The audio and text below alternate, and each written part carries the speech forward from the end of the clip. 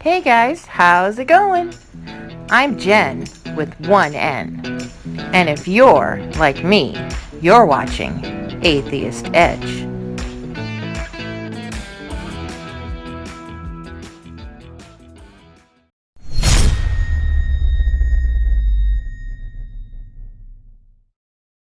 So my first, um, I guess, deconversion and my official label of atheism um, was about 10 years ago, like this month.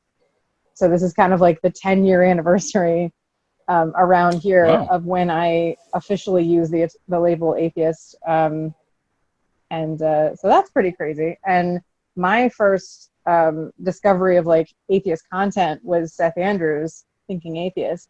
And I was in Maine, and that I discovered him first through his podcast, and that was the first time I discovered like atheist content and like people talking about these things. And his was such a warm like blanket to fall on of like atheist content.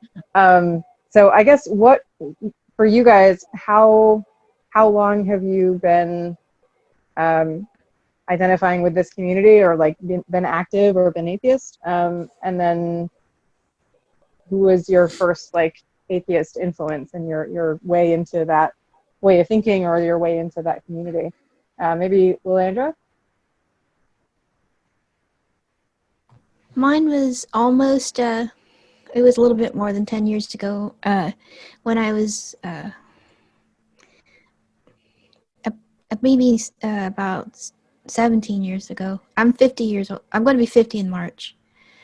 And I was a Christian, and I went on to Christian discussion boards to talk with Christian other Christian moms, and I taught at a Christian school, second grade. And even then, like, I would look at the curriculum for second grade, and there'd be, in their little science workbooks, there'd be like a butterfly, and it would say, "Isn't it amazing that a butterfly is always a butterfly? Like, butterfly eggs hatch butterflies and nothing else. So no evolution going on there." And the example they picked was a butterfly that changes so much in its own lifetime, from a caterpillar to a butterfly. It was silly. And I was never that far gone, but I did vote for W, and I was a Republican, and I have a picture with Bill O'Reilly at an event. So I have changed a lot, and I grew up in Texas, so that was a lot of the reason why. But um, I first identified as an atheist about actually 14 years ago, and it was through going to christianforums.com.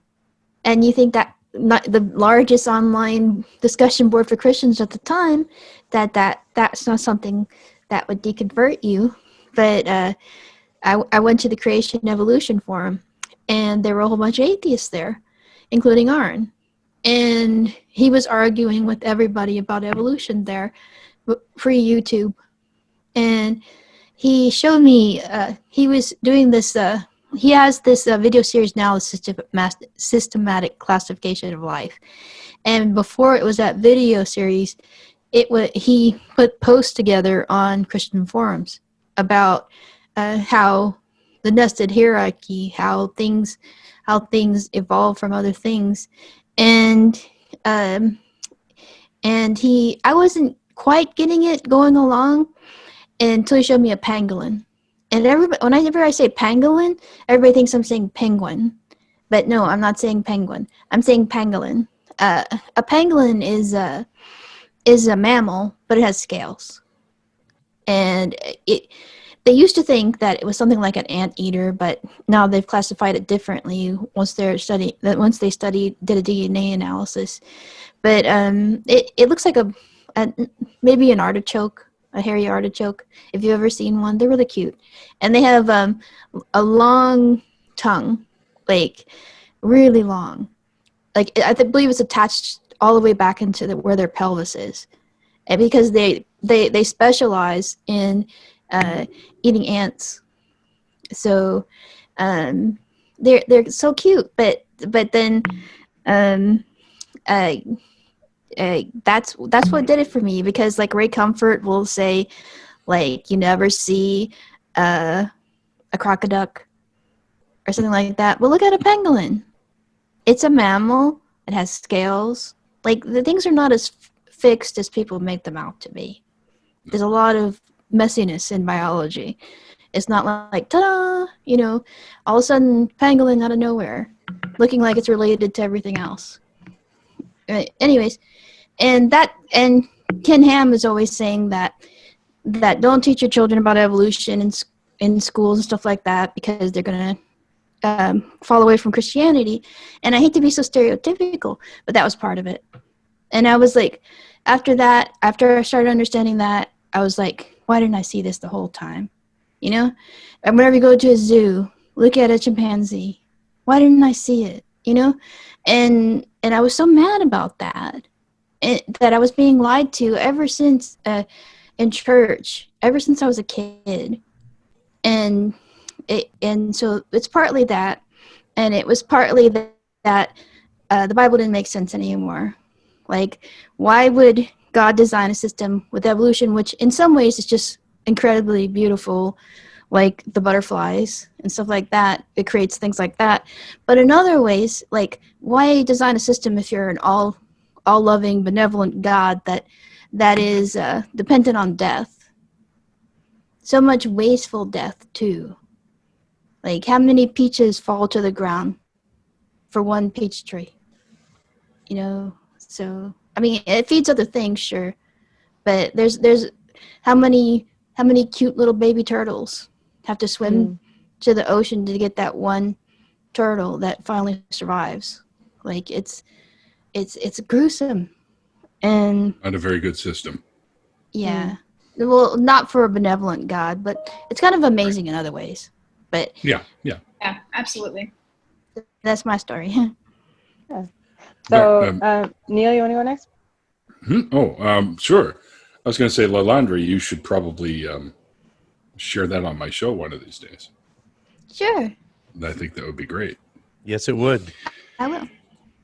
All right. I'll. You're on Twitter, right? Yeah, you're on Twitter, because I think we follow each other. So I'll send you a message there and show you my schedule. Anyway, my story is a little on the unique side with the old. I was. I met them back in 2000, and I'm referring to my biological parents. I was adopted.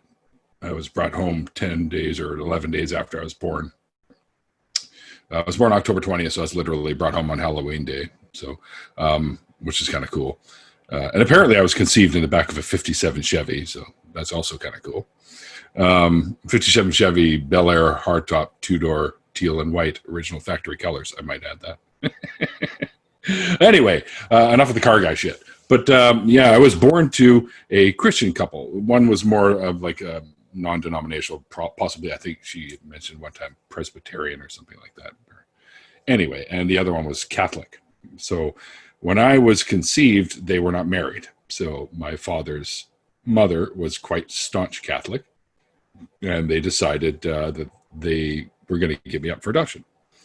And I was adopted by a Jewish couple. Now, when I found that out, one of the first things that went to my head, when I still sort of believed that there could be something, but I was always sort of on the fence with that almost my entire life anyways. But I thought, well, okay, this deity had me born to Christians who follow Jesus, who was apparently the only way to get into heaven. But then he had me raised by Jewish people who don't believe in Jesus. What the fuck kind of plan is that? If he wants me to be saved, right? And I'm thinking, that doesn't make any fucking sense in my head, right? So, but like Lilandra's husband, Aaron, I went through the whole paganism thing and polytheism thing, and was a Wiccan for a while and all kinds of stuff along the way, until I realized all that shit was just bullshit too. And eventually I don't think I really called myself an atheist until 10, 15 years-ish ago. I would say, oh yeah, I'm atheistic or whatever back in the day, but it never really came up, right? So, yeah, and the first people I saw on YouTube was like Hitchens and Sam Harris and Daniel Dennett, and then of course Seth Andrews followed suit after that, and of course Aaron I saw, and Atheist Experience I saw. And I immediately, this one's for Lilandra, I immediately identified with Aaron. I'm like, fuck, look at the hair. He's got the hair. He's got the big-ass mean guy look like me. I swear we were separated at birth, but he's a few years older than me. But, so that was really cool. And getting to meet him at Faithless Forum was pretty cool because he wouldn't let me not have a beer in my hand, which I thought nobody's ever done that in my whole life. So that was pretty cool. Sounds like Aaron. Yeah. Yeah. Everywhere he goes, he's got that giant cooler, right? So I remember that. Yeah. So the Charlie question would be I guess we're kind of getting into deconversion, but that's what I do on my channel. Your I guess how long ago it was and Yes. when. So I grew up in a more conservative area of Texas. Drive through there now, and it's nothing but Trump flags, dude. It's pretty wild. But yeah, I say that I grew up secular because my parents, not one time in my life did they ever put me in the car and take me to church. Not one instance can I ever remember where it was a thing where, all right, Charlie, let's get in the car. We're going to go to church. Just did not happen. However, if there was neighbors or if there was friends or aunts or uncles or grandparents that said, hey, we want to take Charlie to church on Sunday or Wednesday, they were like, yeah, get her the fuck out of the house. We don't care. Just take her, right? But never, ever did they take me or did they go with us. And so sometimes I would come home and I'd be like, oh my gosh, Mom, Dad, they said, you're going to go to hell. You have to go to heaven with me. You have to go to church with me so you can go to heaven, right? What are you guys doing? And they were like, no, you can go to church, honey. It's okay. We'll stay home. We'll pray from home. It's okay. So they would very much tell me like, no, we're Christians. We believe, but we're not going to go to church. We're just can't be bothered with our time, right? They just didn't give a shit about church at all. So it really wasn't an issue for me whenever I became like 17, my senior year of high school.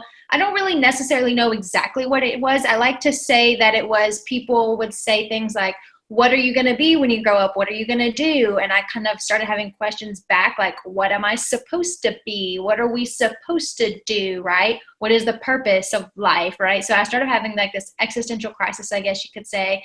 So shout out to the Wichita Falls Public Library for having a lot of really good atheist literature, like Richard Dawkins, Desmond Morris, Friends to Wall. Like they have a lot of really good stuff there. Stuff that I would even say some of the libraries around here don't really have.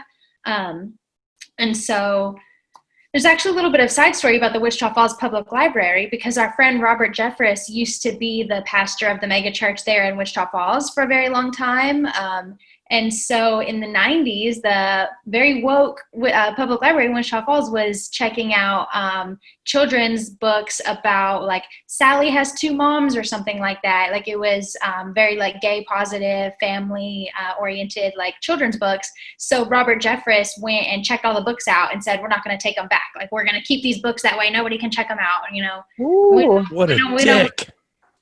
Yeah, and this was in the 90s, and I was actually even reading about this the other day. The New York Times wrote an article about this in '98 about Robert Jeffress taking all of the books, the gay children's books from the library. Nobody can check these out. So the library went and bought more, and they actually had lots of donations for more of the books once they knew that was happening. So they actually had plenty more to check out. So I would definitely say that, shout out to the Wichita Falls Public Library because they have lots of good stuff in there. And just reading some of that, it was just kind of a few months into my senior year when something just kind of clicked. I think I was probably listening to Seth Andrews or just kind of scrolling through my podcast and Seth Andrews popped up, The Thinking Atheist. I have no idea why it kind of popped up, but I saw it and I was like, I am an atheist. Yeah, that's right. Just kind of reading all the, like I said, Richard Dawkins, Desmond Morris, Friends to Wall, and that kind of stuff. It it stopped making sense, the stuff that I had been told before. And like I said, I had these questions like, what am I supposed to be doing? Or what are we, you know, what's supposed to happen? But I really came to the conclusion that I'm not supposed to worship anything. My whole purpose of existence is not just to glorify something else, especially like Lilandra was saying, when there's so much shittiness around and there's so much like, you know, that's not awesome. So why is my whole existence just to like glorify this amazing thing that it really isn't doing a great job? Yeah, a lot of people kind of struggle with that. So I guess I didn't really mention too much about my deconversion, which is actually possibly an unusual thing, but my family was Union, which is like a non-denominational, like home Bible study kind of Christianity, and they're close to Baptist, but they kind of go against some of the doctrines, and they're a little bit more progressive and nicer.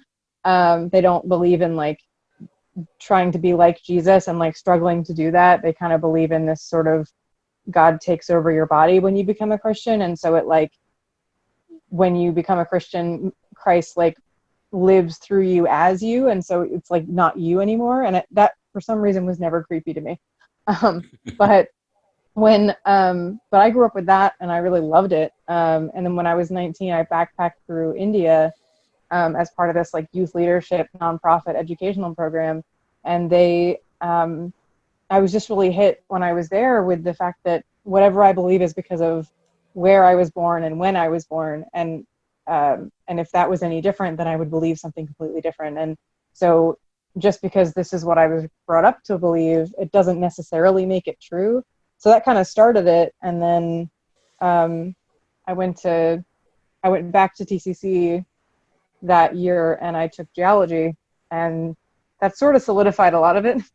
But I didn't know anything really about the atheist community. I didn't really realize there was an entire community for another year or so, because I honestly thought that I was the only non-believer at all, because I just had never heard of that as a thing. And I didn't go to a church where they talked about non-belief, and I didn't have any stigmas against it, which was nice. But I also didn't have any sense that this was an entire community and movement. And I don't know, it wasn't part of my world. So I went to UTA after that, and I joined Free Thinkers, and I was like, oh, there's a group. And then they explained to me the difference between agnostic and atheism, and I was like, oh, I'm an atheist. So I didn't really even have a word for it. So that was 10 years ago. And I know that was in the fall semester of that year. So I know it was somewhere around here 10 years ago, which is a long time.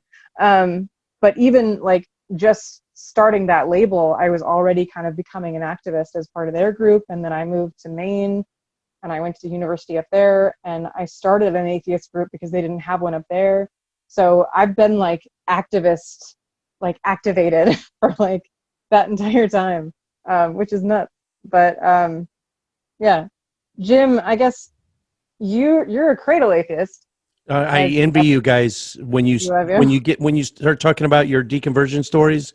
I always envy you because I have not only do I have no deconversion story, I just, I find them so interesting. I almost want to invent one, just like create a backstory. It's so boring that I grew up in a Southern Baptist household. When the light bulb came on at age 8, I told my parents were hippies, so they let me think on my own, which was awesome. Hats off to them. And my third summer of Vacation Bible School, I got kicked out for influencing the kids, asking too many questions. The straw that broke the camel's back was Adam and Eve in the belly button. So I independently came up with that idea on my own, wondering why all these pictures of Adam and Eve have belly buttons, because I had just learned about umbilical cords. And so anyway, long story short, got kicked out of Vacation Bible School. Nothing traumatic in just when the light bulb came on, the God virus never really set in. And my parents were okay with that. In fact, my parents, their best friends at the time were a pastor and his son. They used to come over all the time. They were my parents' age. And my mom would be like, Jimbo, come out here. And 8 years old, come out here and debate with this pastor of this mega church.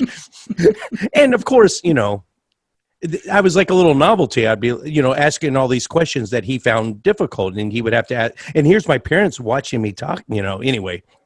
Jim, I'm dead. This explains so much. I'm actually dying of fear. Really? Parents pulling you out. Hey, Jimbo, come debate this. Oh, because of how outgoing I am? Yeah. Well, you know what? Now, Lilandra. Well, first off, I've always, since I've met you, I've been calling you Lilandra. Is that even correct, or do you prefer Lilandra? Most people who call me that call me Lilandra. And Lilandra is a username anyways, a nickname in the atheist community. But I think the proper pronunciation is Lilandra. Okay. So it's okay all right. It's a comic book person. Really? And I think that's how it's pronounced. Well, yeah, I gotta look that up too. Yep. So when we do the cartoon version of you, we can put you in maybe a superhero costume. I don't know. just spitballing. Okay. You said your story wasn't interesting, but it was. Well, it's in my first book. If you want to read it in depth, it's called "Most People Believe in God. Can They All Be Wrong?" That was a cute little story about you coming out and debating the pastor, because I can picture little Jim coming out and debating the pastor. The question I was going to ask you is even though you're a cradle atheist, I wonder maybe your journey into the the atheist activism community, or maybe just the local one, or what that journey is, because I know that you wouldn't have done that when you were little Jimbo. So no, that was 2012. My last duty station when I retired from active duty was Stuttgart, Germany. So when we moved back to the States, we ended up here in Texas, and my little town had a free thought organization, and I used to pass it because they pick up trash. And so it'd be like, this 3 miles is you've seen those adopt a highway. So it was Midlothian Free Thought Society. I was like, free thought, I've been an atheist I might look these guys up. Well, it was this, in a town of 14,000 people, it was this huge atheist organization of exactly 4 people. And I was the 5th, and it never got any bigger. But while I was a member of that, we used to do we used to set up tents and do FFRF literature at the little autumn festival. And we would have prayer circles around us, and on-duty cops would come over and tell us they're praying for us. Just hostile as shit. Oh, it was bad. Darwin fish and bumper stickers pulled off of my car keyed. And so then them striking back at us so forcefully. But if they had been more, they created me. If they had been more welcoming, or at least tolerant of what we were trying to do, I probably wouldn't be such an activist now. They forced my hand. And then I found the bigger organization, the one that you and Charlee are still on the board of. And so it just grew from there. And then, I'm sure everyone listening at least knows about the banner campaign that we did, "In No God We Trust," the big yellow banners in downtown Fort Worth. See, Neil's shaking his head. I think, Neil, did it make it all the way up there? Because it was international. I remember when I was down in Faithless Forum, I think you had pictures of it. Mm-hmm. Oh, okay, yeah. You showed me the pictures. Yeah, Courtney was doing television. She was doing Australian TV. I mean, anything. Well, I thought didn't you do an Australian news program? I know one from Toronto came down. I did a Christian radio show. I did for the banner campaign. NPR. No, for the banner campaign. Banner Oh campaign. yeah. Yeah. I did NPR. I guess the Christian radio show wasn't about the banners, but it was around that time because we gained a lot of traction, and I just kind of came on for them to ask me questions about like what I believe, which was awesome because I love those Ask an Atheist things. Mm-hmm. I don't know about the Australian. Maybe it was kind of a blur of a bunch of different. A lot of Mexican media ones. attention. Like everybody kind of jumped on it because the news stations are interested in what's happening like right now, and so if something happens, you have to do all those interviews right now because that's while it's news. And so we kind of got flooded with a bunch of stuff, and so that might not have been me. That might have been one of our other representatives because we had multiple people fielding those interviews and going out and doing those. Being the only person that spoke Spanish in the group at the time, so I had to get in front of the camera for Telemundo and Estrella TV in Mexico. You remember those, so. Cool. And yeah, just muddle through some Spanish interviews, which was kind of fun. But see, when that level of activism, when you get there, not only is it a rush, that's secondary though, but seeing what the impact. Now, are we likely, even with that major impact, are we likely to get the government to change back to e pluribus unum from In God We Trust? No, it's going to stay In God We Trust forever. But we raised that awareness. We got people thinking. Forever. Hopefully not forever, but well, yeah, I think we were raising that awareness. I think we were making the argument, and I think one of the underlying arguments of that campaign was about the necessity of the separation of church and state and the myth of America being a Christian nation. So that is probably the biggest thing that I would clarify with people when they would ask me about what it was. Because that was part of why, or that was the reason why we went and did the protest of Pastor Jeffress, because he had an entire sermon entitled America is a Christian Nation, and he had a whole book on it. So it was just like arguing against this like propaganda misinformation. Two other things. That protest you're talking about was the first time we ever interviewed Lilandra on our show, and I think it was the first time she ever interviewed you, because she put the camera in your face, didn't she? She did. I loved it because the first time I saw you was actually just because of Seth Andrews. He came to Fellowship of Free Thought back, I don't know, maybe like 8 years ago. A long time ago. I had just moved back to Texas, and my first Atheist event was going to his like speaking tour. He went to Austin, and I drove down to Austin because, again, he was the only atheist podcaster I'd ever heard of. And I saw and met Matt Delahunty down in Austin, and because he was the like introducer of Seth Andrews down there. And then when I came up to Dallas for that part of the tour, Aaron Ra introduced him. And you guys were in the very back in the bleachers, and you were like videotaping it. And I was like, hey, that's cool. So yeah, I had no idea who you guys were at the time, but I quickly found out. When me and Aaron first started going to atheist events around Dallas, Courtney and Jim are also in the DFW area. I've always struggled with social anxiety. And public speaking, I'm one of those people who has a public speaking phobia. But I feel like it's so important that I have to battle it to get the message out. And when we first started to go to these atheist meetups together, I would hang out in the background, and Arn would do all the talking because he loves to be the center of attention, and most people know him, so he loves for people to be focused on him while they're talking. For me, it's like, pressure, you know, and it's just been an ongoing thing, and I think there's been some negatives about being in the community, but there's been positives too, because wherever I go, everybody, for the most part, is welcoming, and they want to hear what I have to say. So, and I'm versed on whatever topic we're talking about, so I don't feel as pressured to talk. And I've talked more and more and got more and more involved in being a public atheist. Think you've conquered your fear of public speaking a little bit? It's always going to be there. Well, watch what you say, Lilandra. I used to think a year that from too. now, go back and watch the very first that you'll be able to see your progression. A year from now, hopefully, fingers crossed, if you stay on as a co-host, just go back and look at the earlier ones, and you're going to see a night and day difference. I used to think that too. I had stage fright like you wouldn't believe, and then being a lead man or front man for a band totally changed that. Mm-hmm. And now I'm the first one running up to the stage grabbing the microphone nowadays. So you have to desensitize yourself. Yeah, it is. It's a process. But keep plugging away, man. It will happen. Atheist Edge. Walking the edge of what some consider offensive. But your feelings don't matter here. Only facts. Edgy commentary.